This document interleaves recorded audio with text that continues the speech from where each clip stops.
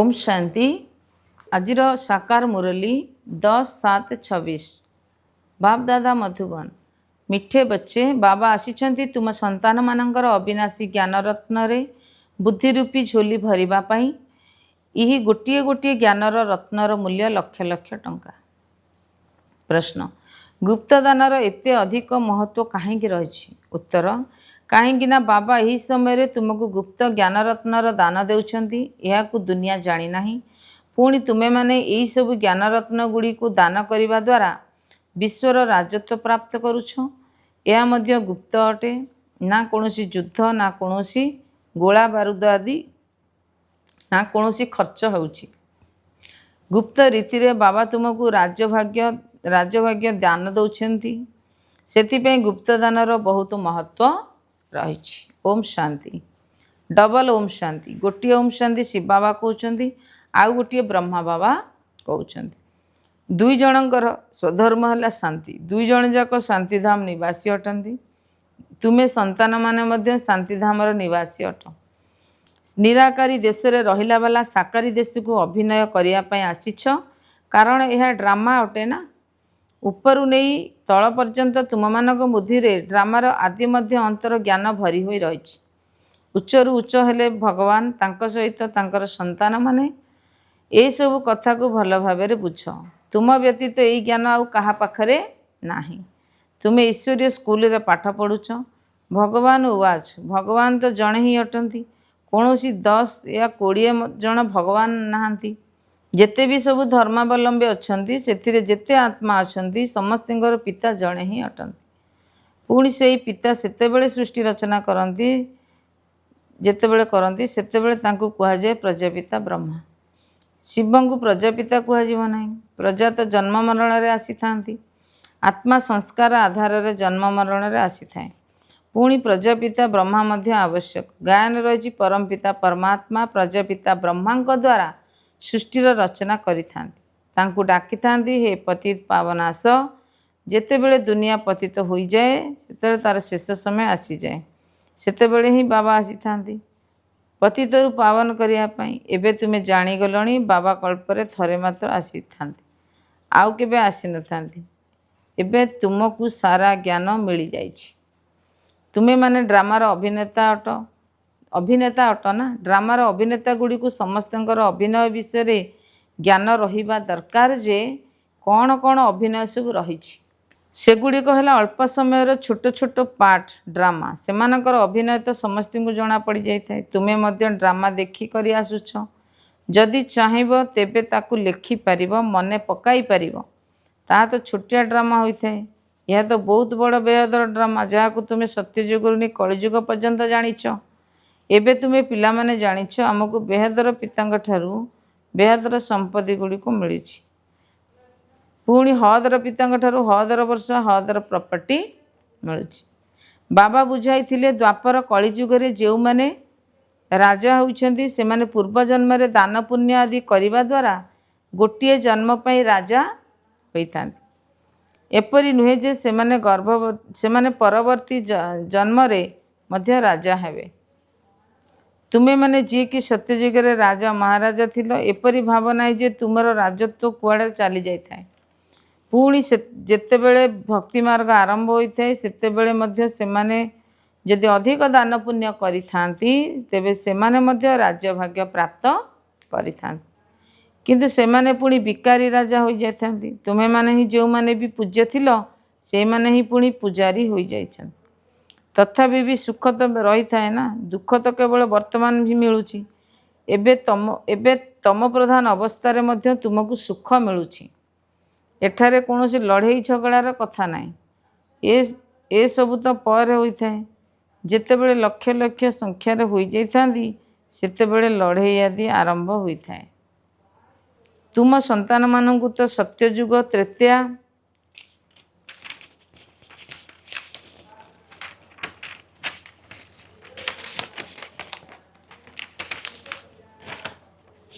सत्यजुग द्वापर मध्य सुख मिली थाए। जेतेबेले तम प्रधान अवस्था आरंभ हो जाए सेतेबेले किछि किछि दुख अनुभव होता है।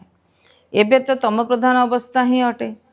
बाबा बुझाउछन्ति यह तो तम प्रधान दुनिया तुमे जानिछ यह बेहदर ड्रामा अटे एथिरु केही भी मुकुली पारिबे नाही। मनुष्य जेतेबेले दुखेर विव्रत होई जांदी सेतेबेले कहिथांदी भगवान एपरि खेल काहेकि रचना करिछन्ति। यदि भगवान रचना करि नथान्ते तेबे दुनिया ही नथान्ता किछि भी नथान्ता। रचिता एवं रचिता ही अटन्ति ना। से विषय विस्तृत ज्ञान मध्य रहिछि। सत्ययुग ठारू नहीं कलिजुग अंत पर्यंत आउ अल्प दिन बाकी अछि। तुमे माने मध्य वास्तव में देखिब समय पूर्व तो देखाई भी नहीं। बाबा 5000 वर्षर चक्र मध्य शेष होगापी आउ अल्प समय बाकी अछि। सेतेबेलर दृश्य एबेठारू मध्य देखिबाकू दियाजिब नाही। जेतेबेले हब सेतेबेले ताकू साक्षी होई देखिब। जहाँ हेबार अछि ताहा कल्पपूर्व सदृश हब। यह तो तुमे देखुछ जे किपरि सब प्रस्तुति चली। विनाश तो निश्चिंत हम सबु प्रकार प्रस्तुति चली सेगुड़ी को प्रथम ही ड्रामा निर्धार्य रही। विनाश निश्चिंत हम। एबे तुम मानंकु बाबा बुझाउछन्ति तुम मानंकर आत्मा जहाँ कि तम प्रदान हो जाइछि ताकु मध्य एठारे सत प्रदान करने को हब। ए कथा तुमे वर्तमान बुझुछ। बाबा गुप्त रूप में आसिछन्ति गुप्त रूप में ही तुमको ज्ञान देइछन्ति। दुनिया रे केही एक कथा जानी नाहंती। गुप्त रीति रे विश्वर राज्य नौछ सेथिरे कौनसी प्रकार गंडगोल नहीं। बिल्कुल ही गुप्त दान कहा जाए ना। बाबा आसी पिलामानकु अविनाशी ज्ञान रत्नर गुप्त दान दौछन्ति। बाबा मध्य केते गुप्त अटंती तांको केही जानी नाहंती। एमाने सबु कुआड़े जाउछन्ति। ब्रह्मा कुमार कुमारी माने कौन करुछन्ति केही किछि भी जानी नाहंती। तुमे पिला माने जानिछ जे बाबा केते गुप्त अटंती। तुम संतान मानकु गुप्तरे विश्वर मालिक करुछन्ति। ना कौनसी लड़ई ना झगड़ा ना गोला बारूद ना खर्च। एठारे तो गोटे गोटे छोट गाँ को दखल करने केते झगड़ा केते माड़गोल हो जाउछि। तेबे बाबा आसी गुप्त दान दौछन्ति। अविनाशी ज्ञान रत्न तुम्हें झोली भरी देइछन्ति। कहउछन्ति हे शिव भोला भंडारी आमर झोली भरी दियो। तुम्हें जानिछ शिव बाबा आमर अविनाशी ज्ञान रत्न बुद्धि रूपी झुलामुणी भरी देउछन्ति। तेबे गोटे गोटे रत्न लक्ष लक्ष टंकार मूल्य अटे। तुम्हें केते रत्न दान करुछ पुणी तुमे माने केते दान केते दानी होउछ ताहा मध्य गुप्त अटे। सत्ययुगे देवता मानकर एते गुड़िए हाथ न थाए। कलिजुगे तो केते प्रकार अस्त्र शस्त्र दे देइछन्ति। विनाश पाई तो एसबू बम सबू अच्छी। तेबे पुणी खंडा धनुषर आदि कौन करिवे। तुमे कहूछ ज्ञानर खड़ ख्यानर तरबारी द्वारा सेमानंकु रही अस्त्र शस्त्र बोली बुझी ना। वास्तव से सबू किछि भी नुहे। तुमको तो गुप्त दान मिली। तुमे पुणी समस्त को गुप्त दान देउछ। तुमे जानिछ बाबा आमको श्रीमत देउछन्ति। श्रीमत केवल भगवानकर ही अटे। तुमे जानिछ आमे नररु नारायण हेबापी आसीचु। ताकू सर्वगुण संपन्न 16 कला संपूर्ण दैवी गुणधारी कहा जाए। दैवी गुण केवल से ही देवी देवता मानक पाखरे थाए। पुणी धीरे धीरे कला कमी कमी जाए। जेपरी पूर्ण चंद्रमार आलोक बहुत भल थाए पुणी धीरे धीरे कमी जाए। जमी कमी कमी चली थाए बाकी एकदम पतला रेखा सदृश रही थाए। संपूर्ण समाप्त हो जाए ना। गार भली निश्चिंत रही थाए जहाँ को अमावास्या कहा जाए। एबे तुमर हला बेहदर कथा। तुमे 16 कला संपूर्ण होउछ। देखाइछन्ति कृष्ण को मुखरे माता माने चंद्रमा देखुथिले। ये सब होला साक्षात्कार कथा जहार ज्ञान बाबा आसी देउछन्ति। एबे तुमको संपूर्ण हेबार अछि। मायार संपूर्ण ग्रहण लगी जाइछि। बाकी जाई गारटीए रही थाए। सीढ़ी रे खसी खसी आसीछ। बाकी रे सीढ़ी रे खसिबाको हबो तेबे जाई समस्त को फेरिबाको हबो। तुमे एबे अल्प संख्यार अछ। आस्ते आस्ते तुमर वृद्धि हबो। पाठ पढ़ार बहुत पिला पास होई नथांती। तुमर सेंटर गुड़िक मध्य धीरे धीरे वृद्धि प्राप्त करि चलिछन्ति। जेतेबेले समय निकटतर होइजिवो सेतेबेले जाई बुझिबे एमानक पाखरे कौन अछि जे दिनकु दिन वृद्धि पाइबाकू लागिछि। एबे कहउछन्ति आमे भाबिथुलु एमानक संस्था आउ केते दिन चलिबो बंद होइजिवो। आरंभ समय यही समय बहुत पिला पलैई गले किए जाने कौन हम ना एठिकार हबु ना सेठिकार हबु यह अपेक्षा पलैई जिबा भल सेतेबेले चलीगले पुणी सेमानक भितरु केही केही एबे आसुछंती बाबा आसी केते सहज रीति बुझाउछंती एही अबला मानकु बा अहल्या मानकु कोनोसी कष्ट देउनाहांती एमानकर मध्य उद्धार तो हेबार अछि ना कहउछंती बाबा आमे तो किछि लेखापढ़ा करिना बाबा कहउछंती जदि किछि न पढ़िछ तेबे बहुत भल शास्त्र आदि जहाँ भी किछि पढ़िछ से सब को भूली जाओ मु किछि अधिक पाठ पढ़ाऊ नाही केवल कहूची मते मने पकाओ तेबे विश्वर मालिक राज्य भाग्य तुमर बास तुमर नौका पार होइचिबो पुत्र जन्म होला पर बापा बोली कही थाए बास संपत्तिर हकदार हो जाए थाए एठारे मध्य तुमे हकदार हो जाउछ बाप दादा को याद कल एवं राजधानी तुमर होईगला सेथिबे गायन अछि गोटे सेकेंड रे जीवन मुक्ति साहुकार लोक मानकर शेष समय पार्ट रही प्रथमे गरीब मानकर पाली से माने तुम पाखक आपे आपे आसीबे दलित मानकर मध्य उद्धार हेबार अछि उद्धार सबरीर मध्य गायन रही कहउछन्ते राम सबरीर कोड़ी खाइथिले वास्तव में राम भी नुहंती कि शिव बाबा भी नुहंती हाँ होई पारे एही ब्रह्मा को खाइबा को पड़ी पारे सबरी आदि आसीबे धरिनिय टोली आदि किछि श्रद्धारे नहीं आसिले तेबे मना करवा किपरि सबरी बेश्या इत्यादि सभी श्रद्धापूर्वक किछि नहीं आसंती तेबे तुम्हें मध्य खाइब शिव बाबा कहउछन्ते मु तो खाइबी नाही मु तो अभोक्ता अटे मु तुम पाखक समस्ते आसीबे सरकार मध्य साहाय्य करिवो एबे एमानकर उद्धार कर तुमको मध्य आपे आपे प्रेरणा आसीबो बाबा गरीबर बंधु अटंती तेणु आमे समस्ते गरीब को बुझाइबा सबरी मानक भितरु मध्य केही केही बाहरिबे एते बड़ वृक्ष एथिरे केही जणे भी देवी देवता धर्मर हुई नाहांती एवं समस्ते एही धर्म को परिवर्तित होई जाइछंती एबे बाबा कहउछंती जो माने भक्त आत्मा अटंती सेमानकु बुझाओ तुमे देखुछ देवी देवता धर्मर चारा किपरि लागुछि रावण किपरि नेउछंती ब्राह्मण किपरि होउछंती जो माने सूर्यवंशी चंद्रवंशी देवता होइथिबे सेही माने आसीबाकू लागिबे जदि थरे मात्र भी शुणिले तेबे स्वर्ग निश्चिंत रहिबे बाबा तो काशी कल्पटर दृष्टांत मध्य शुणाइछंती शिवंग ऊपर जे बलि चढ़ुतले सेमानकु मध्य किछि भी मिलिबा दरकार तुमे मध्य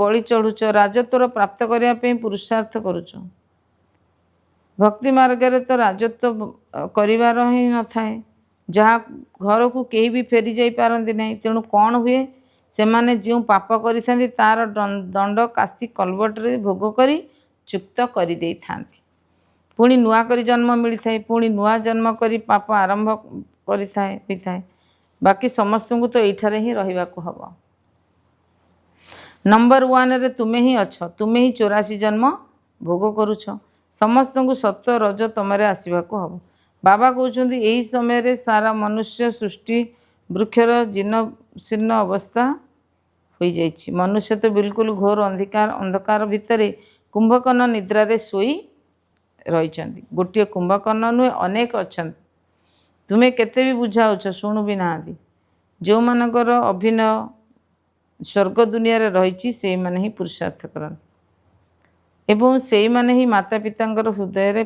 स्थान पाइछन्ती सिंहासनर अधिकारी मध्य सेही मानकु हबो केते माता माने पचारुछन्ती बाबा पिला मानकु आकट करिवा को पडुछि बाबा कहउछन्ती एथिरे सेते किछि दोष नाही तुमे माने भाबुछ आम पति मानकु आसी पावन कर पावन मध्य बाबा मध्य कहउछन्ती काम विकार महाशत्रु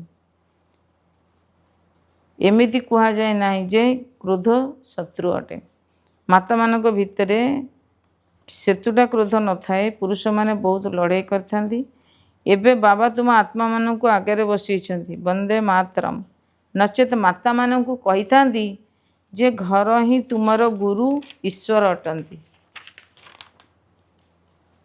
पति ही तुमर गुरु बा ईश्वर अटंती ତାଙ୍କର ମତରେ ଚାଲିବାର ଅଛି। ହସ୍ତଗଣ୍ଠି ପଡ଼ିଲା ମାତ୍ରେ ତୁରନ୍ତ ପତିତ ହୋଇଯାଇଥାନ୍ତି। ତେବେ କ'ଣ ତାଙ୍କୁ ଏଇଭଳି ଈଶ୍ୱର ମିଳିଲେ? ବର୍ତ୍ତମାନ ରାମରାଜ୍ୟର ସ୍ଥାପନା ହେଉଛି, ବାକି ସମସ୍ତେ ମରି ଚାଲିବେ। ବାବା ବୁଝାଉଛନ୍ତି ବିନାଶ କାଳେ ବିପରୀତ ବୁଦ୍ଧି, ବିନାଶ କାଳରେ ପ୍ରୀତି ବୁଦ୍ଧି। ତୁମମାନଙ୍କର ପରମ ପିତା ପରମାତ୍ମାଙ୍କ ସହିତ ପ୍ରୀତି ବୁଦ୍ଧି ରହିଛି। ତୁମର ଆତ୍ମା ଜାଣିଛି ଯେ ବିନାଶ କାଳରେ ପ୍ରୀତି ବୁଦ୍ଧି। ତୁମମାନଙ୍କର ପରମ ପିତା ପରମାତ୍ମାଙ୍କ ସହିତ ପ୍ରୀତି ବୁଦ୍ଧି ରହିଛି। ତୁମର ଆତ୍ମା ଜାଣିଛି ଯେ ଶିବ ବାବା ୟାଙ୍କ ଶରୀରରେ ଆସୁଛନ୍ତି, ୟାଙ୍କ ଦ୍ୱାରା ଆମେ ଶୁଣୁଛୁ। ଏତେ ଛୋଟ ବିନ୍ଦୁ ଅଟନ୍ତି। ଶିବ ବାବାଙ୍କର ଇଏ ଅସ୍ଥାୟୀ ରଥ ଅଟନ୍ତି। ୟାଙ୍କ ଦ୍ୱାରା ବାବା ଏହି ରୁଦ୍ର ଜ୍ଞାନ ଯଜ୍ଞ ରଚନା କରିଛନ୍ତି, ଯାହାକି ବଢ଼ି ବଢ଼ି ଚାଲିବ। ପିଲାମାନଙ୍କର ବୁନ୍ଦା ବୁନ୍ଦା ସହଯୋଗରେ ପୋଖରୀ ମଧ୍ୟ ଚାଲିବ। ପିଲାମାନେ ନିଜର ସବୁ କିଛି ସଫଳ କରି ଚାଲିଥାନ୍ତି, କାରଣ ଜାଣିଥାନ୍ତି ଏସବୁ ତ ମାଟିରେ ଦେଖାଯିବ, କିଛି ବି ରହିବାର ନାହିଁ। ଅତି କମରେ ଏତିକି ବି ସଫଳ ହୋଇଯାଉ। ସୁଦାମାର ମଧ୍ୟ ଦୃଷ୍ଟାନ୍ତ ରହିଛି। ମାତାମାନେ ବାବାଙ୍କ ପାଖକୁ ଚାଉଳ ମୁଠାଏ ବା 6-8 ଟଙ୍କା ପଠାଇ ଦେଉଛନ୍ତି। ବାବା କହୁଛନ୍ତି, ବାହା ଝିଅ, ବାବା ତ ଦୀନବନ୍ଧୁ ଅଟନ୍ତି ନା। ଏସବୁ ଡ୍ରାମାରେ ନିର୍ଦ୍ଧାର୍ଯ୍ୟ ହୋଇ ରହିଛି, ପୁଣି ହେବେ। ନିର୍ଦ୍ଧାର୍ଯ୍ୟ ହୋଇ ରହିଛି, ପୁଣି ହେବ। ବନ୍ଧନମୁକ୍ତ ମାତାମାନେ ଅଟନ୍ତି। ବାବା କହୁଛନ୍ତି, ତୁମେ ଭାଗ୍ୟଶାଳୀ ଅଟ, ଶିବ ବାବାଙ୍କ ହାତ ମିଳିଛି। ଗୋଟିଏ ସମୟ ଆସିବ ଯେଉଁମାନେ ସବୁ ଆର୍ଯ୍ୟ ସମାଜ ମଧ୍ୟ ସମସ୍ତେ ଆସିବେ। ଯିବେ କୁଆଡ଼େ? ମୁକ୍ତି ଜୀବନ ମୁକ୍ତିର ହାଟ ତ ଗୋଟିଏ। ଦଣ୍ଡ ଭୋଗ କରି ସମସ୍ତଙ୍କୁ ମୁକ୍ତିଧାମକୁ ଯିବାର ଅଛି। ଏହା ହେଉଛି ଅନ୍ତିମ ମହାବିନାଶର ସମୟ। ସମସ୍ତେ ଘରକୁ ଫେରିବେ। ଏହା ହେଉଛି ସାଜନଙ୍କର ବରଯାତ୍ରୀ। କିପରି ବରଯାତ୍ରୀ ମିଳିବେ, ଏହାର ମଧ୍ୟ ସାକ୍ଷାତକାର ହେବ। ତୁମ ବ୍ୟତୀତ ଆଉ କେହି ବି ଏହାକୁ ଦେଖିପାରିବେ ନାହିଁ। ଆଚ୍ଛା, ମିଠା ମିଠା ଶିଖିଲେ ତ ସନ୍ତାନମାନଙ୍କ ପ୍ରତି ମାତ ପିତା ବାପ ଦାଦାଙ୍କର ମଧୁର ସ୍ନେହ ଭରା ସ୍ମୃତି ଏବଂ ସୁପ୍ରଭାତ। ଆତ୍ମିକ ପିତାଙ୍କର ଆତ୍ମିକ ସନ୍ତାନମାନଙ୍କୁ ନମସ୍ତେ, ଆତ୍ମିକ ସନ୍ତାନମାନଙ୍କୁ ଆତ୍ମିକ ପିତାଙ୍କର ନମସ୍ତେ। ନମସ୍ତେ ବାବା, ନମସ୍ତେ। ଧାରଣା ପାଇଁ ମୁଖ୍ୟ ସାରାଂଶ 1 ନମ୍ବର। ବାବାଙ୍କ ଦ୍ୱାରା ଜ୍ଞାନର ଯେଉଁ ଗୁପ୍ତ ଦାନ ମିଳିଛି, ତାର ମୂଲ୍ୟକୁ ବୁଝି ନିଜର ବୁଦ୍ଧିରୂପୀ ଝୁଲାମୁଣିକୁ ଜ୍ଞାନରତ୍ନରେ ଭରପୁର କରିବାକୁ ହେବ। ସମସ୍ତଙ୍କୁ ଗୁପ୍ତ ଦାନ କରି ଦେଇ ଚାଲିବାକୁ ହେବ। 2 ନମ୍ବର, ଏହା ମହାବିନାଶର ସମୟ, ଯେତେବେଳେ କି ଘରକୁ ଫେରିବାର ଅଛି। ତେଣୁ ନିଜର ସବୁକିଛି ସଫଳ କରିବାର ଅଛି, ପ୍ରୀତି ବୁଦ୍ଧି ହେବାର ଅଛି। ମୁକ୍ତି ଏବଂ ଜୀବନ ମୁକ୍ତିର ରାସ୍ତା ସମସ୍ତଙ୍କୁ ଦେଖାଇବାର ଅଛି। ବରଦାନ, ଭୋଳା ପଣିଆ ସହିତ ମାଷ୍ଟର ସର୍ବଶକ୍ତିମାନ ହୋଇ ମାୟାକୁ ସମ୍ମୁଖୀନ କରୁଥିବା ଶକ୍ତି ସ୍ୱରୂପ ଭବ। ବିସ୍ତାରରେ, କେବେ କେବେ ଭୋଳା ପଣିଆ ବହୁତ ବଡ଼ କ୍ଷତି କରିଥାଏ। ସରଳତା ଭୋଳା ରୂପ ଧାରଣ କରିନିଏ, ଏବଂ କିନ୍ତୁ ଏଇଭଳି ଭୋଳା ହୁଅ ନାହିଁ ଯାହାକି କୌଣସି କଥାକୁ ସମ୍ମୁଖୀନ କରି ନ ପାରୁଥିବ। ସରଳତା ଏବଂ ସମାହିତ କରିବାର ଏବଂ ସହନ କରିବାର ମଧ୍ୟ ଶକ୍ତି ଦରକାର। ଯେପରି ବାବା ଭୋଳାନାଥ ହୋଇଥିଲେ, ସେହିପରି ଅଲମାଇଟି ଅଥରିଟି ଅର୍ଥାତ୍ ସର୍ବଶକ୍ତିମାନ ମଧ୍ୟ ଅଟନ୍ତି। ସେହିପରି ତୁମେମାନେ ମଧ୍ୟ ଭୋଳା ପଣିଆ ସହିତ ଶକ୍ତି ସ୍ୱରୂପ ହୁଅ, ଯାହାଫଳରେ ମାୟାର ଭୋଳା ପଣିଆ ଆଘାତ କରିବ ନାହିଁ। ମାୟା ସମ୍ମୁଖୀନ କରିବା ପରିବର୍ତ୍ତେ ନମସ୍କାର କରିବ। ସ୍ଲୋଗାନ, ନିଜର ଦିଲ ଭିତରେ ଯଦି ଯୋଗର ପତାକା ଉଡ଼ାଇବ, ତେବେ ପ୍ରତ୍ୟକ୍ଷତାର ପତାକା ଉଡ଼ିବାକୁ ଲାଗିବ। ଓମ୍ ଶାନ୍ତି।